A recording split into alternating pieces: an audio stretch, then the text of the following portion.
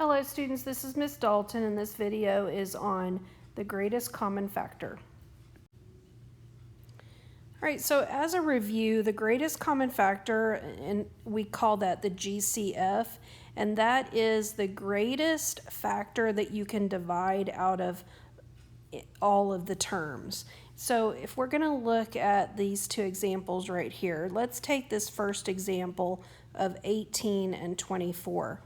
What I always like to do is I always like to use the prime factorization tree, and so what that is you're going to split up this number into two numbers that multiply to give you 18.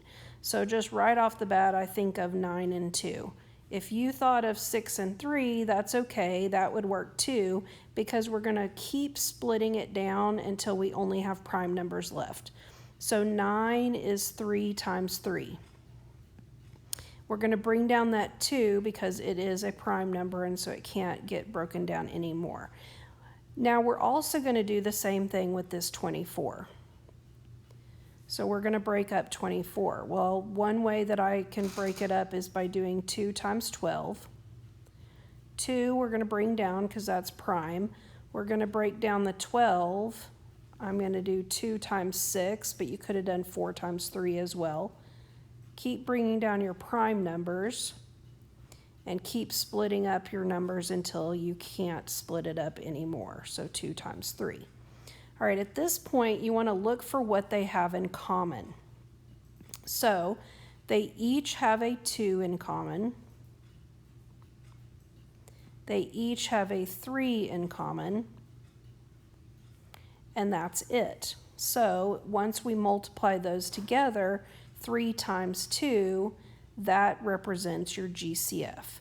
So the greatest common factor that I can divide out of both of those terms is 6. I can't divide anything else out of both of them. Now let's look at an example when you have variables. Okay, so when you have variables, what I want you to do is take that a squared and write it as a times a. Then we also have times b. Okay, also let's break down this other one. So a to the 5th breaks down as a times a times a times a times a. Then we're going to have b to the 3rd, which breaks down to be b times b times b. And then we have our c. So if I look at all of the variables that they have in common, so they each have an a, and they have another a, and they have a b, and that's it. So if I take those and multiply them together just from this one, from each term, right? So we've got a times a, which is a squared, and b. So if I do that in each of these, it would both be a squared b. So that is the highest factor that I can divide out of those. So it would be considered the greatest common factor. Okay, so how we're going to use this is we're going to use this to factor. Factoring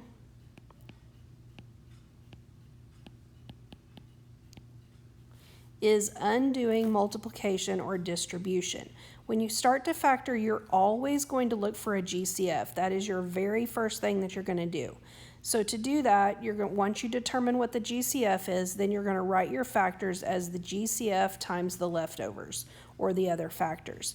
So the first thing you want to do is you want to figure out what your GCF is. So let's go ahead and do that with this first example. So my two terms are 15x to the 3rd and 9x squared. So we want to go ahead and figure out what our GCF is of both of those factors. Well, 15x to the 3rd can break down to be 5 times 3. And then we have x to the 3rd, which is x times x times x.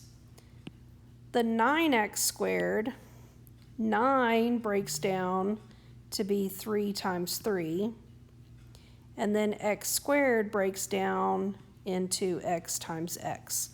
So again, look and see what they have in common. They both have a 3. And they both have 2 x's.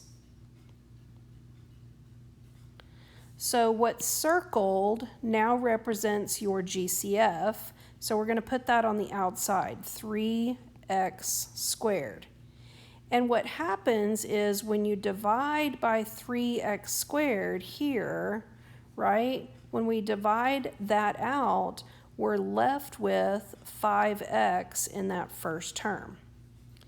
When we divide by 3x squared here, this cancels, and so then we just have that 3. Now we're going to go ahead and put that plus 3. And when you're finished, you should have something that multiplies back together to give you what you started with. 3x squared times 5x does in fact equal 15x to the third, and 3x squared times 3 does equal 9x squared. And so you know that you've done it right because they multiplied back to give you what you started with.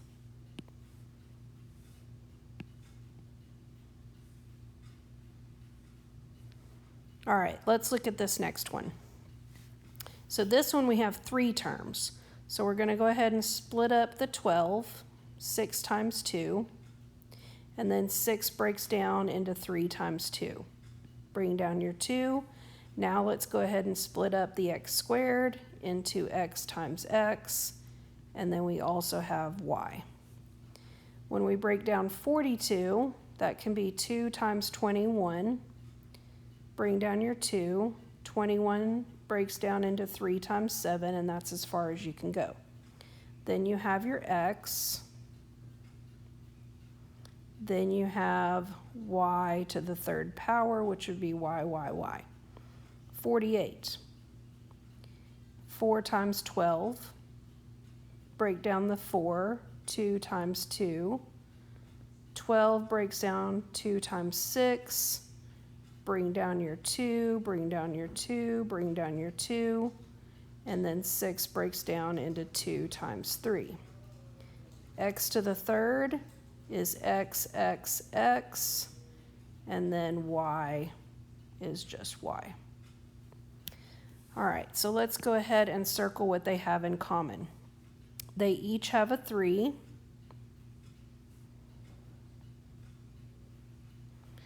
They each have a 2.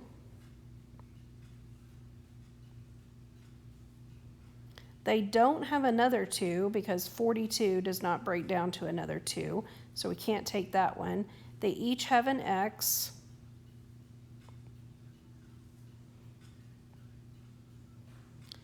And they don't have another x, but they do have a y.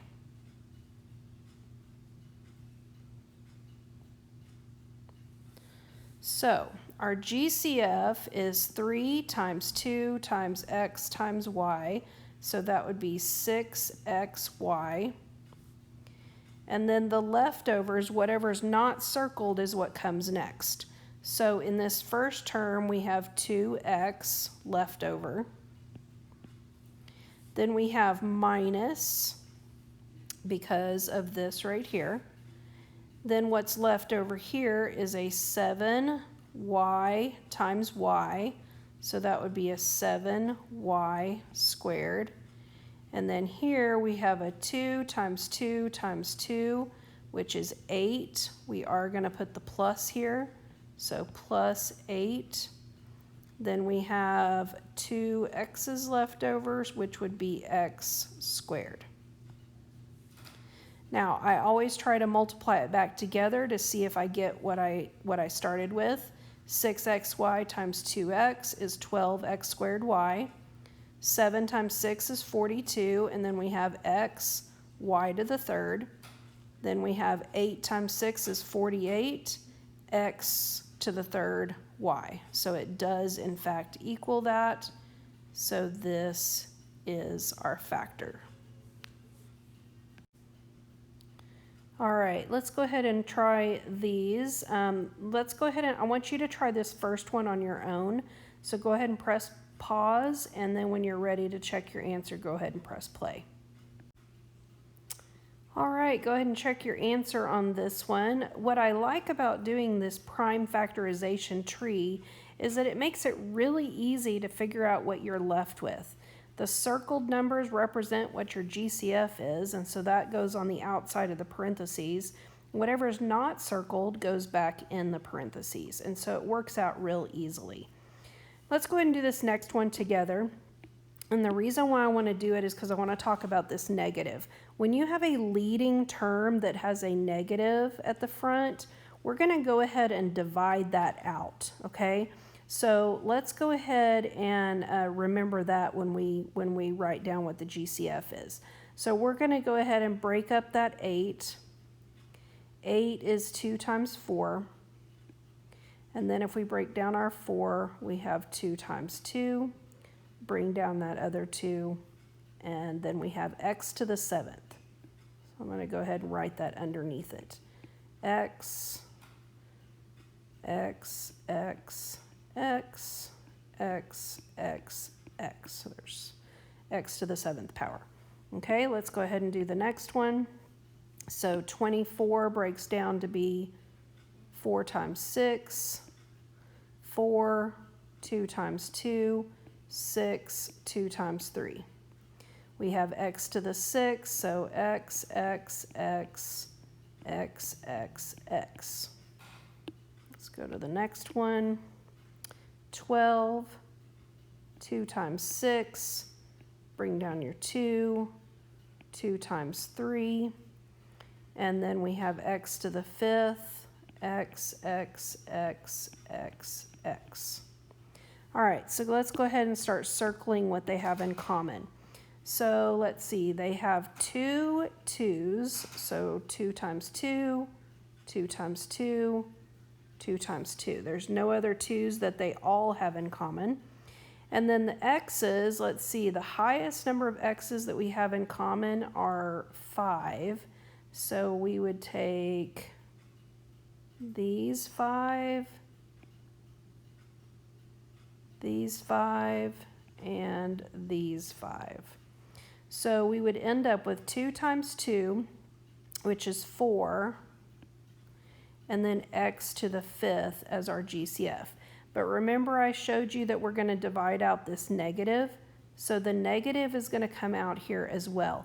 The reason why we're doing this is because it's really best to have your leading term not be a negative. And so we're going to divide it out, and all that's going to do is just change these signs here. So the leftovers that we have in yellow are 2x to the 2nd. Leftovers in green are 6x, but because we're dividing by a negative, then now this is going to become a minus. Minus 6x. Then we divided by a negative, so this is going to become a minus, and then we have a 3. So just double check, multiply it back together to see if you get what we started with, and you do. Let's go to this next one. 32 into the 3rd, so break down your 32. 4 times 8, 4 is 2 times 2, 8, 4 times 2, which the 4 breaks down 2 times 2, so let's bring down all of our 2's. We have a lot of 2's there. Then we have n to the 3rd, n times n times n. Let's go to the next one, 28. 4 times 7, bring down your n. 4 breaks down into 2 times 2, then we have our 7, then we have our n. 20, 4 times 5, 4 breaks down 2 times 2, then we have 5. So if we now look and see what we have in common, it looks like we have 2 2's all the way across. Then we have, looks like that's it, because they don't all have an n. So on the outside, we're going to have 2 times 2, which is 4, multiplied by What's left over in yellow? 2 times 2 times 2, which is 8. So that would be 8n cubed. Then we have plus leftovers, 7 times n, and then minus the leftovers, 5. So here are our factors. All right, we're going to go over one other quick thing, and which is called factoring by grouping.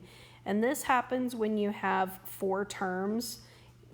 If you have 4 terms, we're going to factor it by grouping. And so here's what it says about this.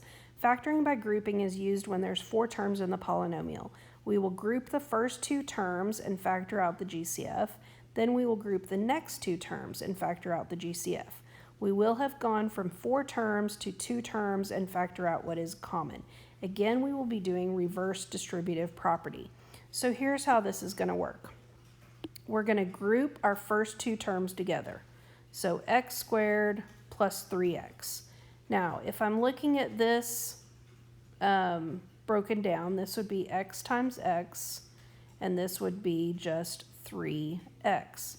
You can see that they both have an x in common, so that's going to be our GCF that we factor out of those first 2 terms. So it's going to be x, then our leftovers, x plus 3.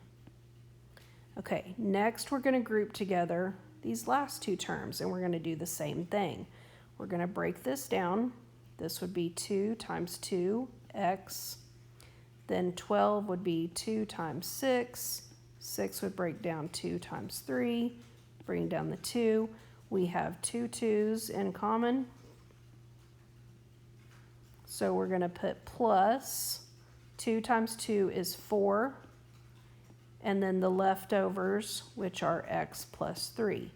Now notice when we do this, we end up with this in common in both of these sections. Well, if that's in common, then now we can bring that out front. And we're dividing by that, so now this goes away.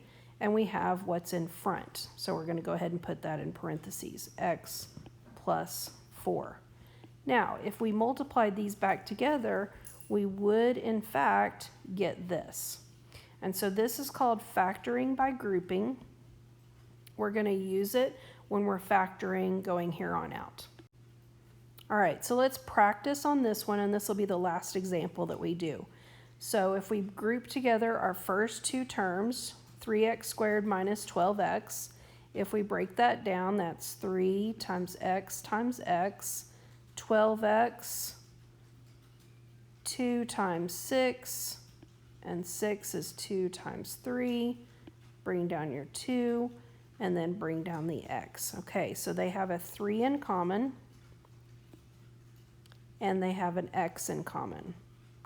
So that's your GCF, 3x times the leftovers, x minus 2 times 2 is 4. Now let's look at this one. 5x, and then 20 would be 5 times 4. 4 would be 2 times 2. Bring down your 5. Okay, now something that I failed to do here is this is really grouped together with that negative. And so if you'll remember what I showed you about that negative, when you have a GCF, we're going to divide out that negative too. So we've got in common, we have a 5 in common. So we're going to pull out this negative. So we're going to have a negative 5, parentheses, we're going to have the x left over. But if I divide a positive by a negative, it's now going to be a minus. So then I have 2 times 2, which is 4. Again, I have these parentheses that are in common. So let's bring those to the front. And when I divide by them, those are gone. And so then I have just what's in the front, 3x minus 5. And that should happen anytime you're using grouping. All right, I know this was a little bit longer video, but please have everything written down and come to class ready to work.